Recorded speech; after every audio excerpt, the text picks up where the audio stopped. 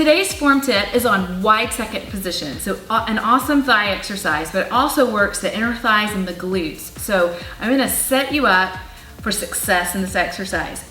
You don't even have to have support in this, but as you get tired and you start to fatigue, support for balance is really helpful. So never be afraid to hold on.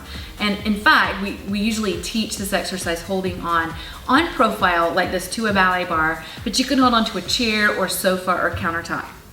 So let's take the legs out and turn them so that the knees and the feet track. And that just means that you're not turning your toes out too wide. So if you see this, and you bend down, you can see that that is totally misaligned. So you wanna take your toes, turn them in, so that you've got that nice, solid alignment there with the knees and the feet in one straight line.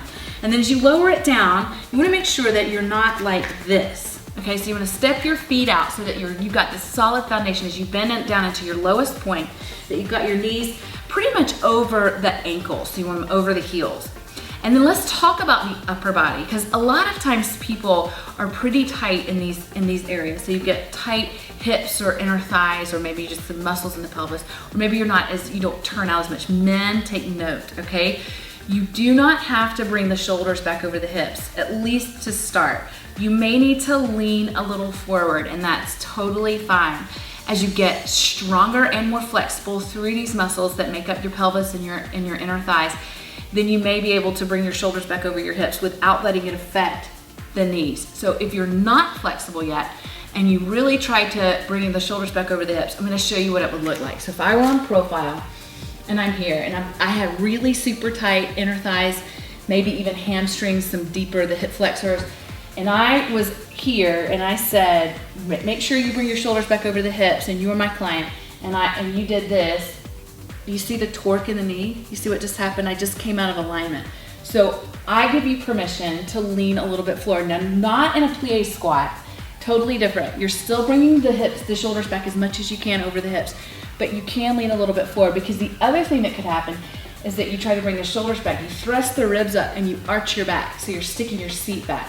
So you don't want to do that either. You just want to keep the spine from the tailbone up in a neutral position. You don't want to tuck your hips here, and a lot of people teach it like this, and I'm a firm believer in always trying to maintain the natural curves of the spine, unless we're doing focused abdominal work or focused back work, where you're bouncing out side to side. But in second position, you want to maintain that neutral spine, and that may mean that you shift your pelvis, you shift your whole body from the pelvis a little bit forward so that you can get down on the legs and work them.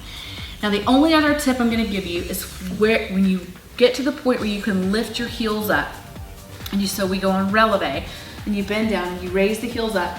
You want to make sure that you're walking the feet in so that you have that solid foundation, so that the balls of the feet are below the knees now, instead of like this or way out like that. It looks like a spider leg to me. So you want to make sure you have that solid foundation. So when you lift your heels from being flat, you step your balls of the feet underneath you so you have that really firm foundation. You want to make sure the weight is in the big and second toe and less on the pinky toe. So if you start to feel your ankles, you start to feel the weight shift back to the pinky toe, you can see that I'm really pressing my weight back into my ankles. And if you get tired and you're fatiguing, you might try to use your ankles to do some of the work. You might start trying to let it sickle out a little bit just so you don't have to stay in the quads. All you need to do in that case, step your feet out, drop those heels down, and keep working the legs and just fight for that burn. Now, you may need to stop and start some when you're just beginning, and that's totally fine.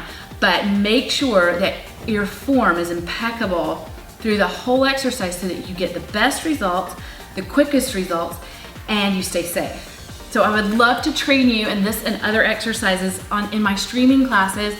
Visit me at SuzanneBowenFitness.com. And remember, it's always about your best and not perfection. See you soon.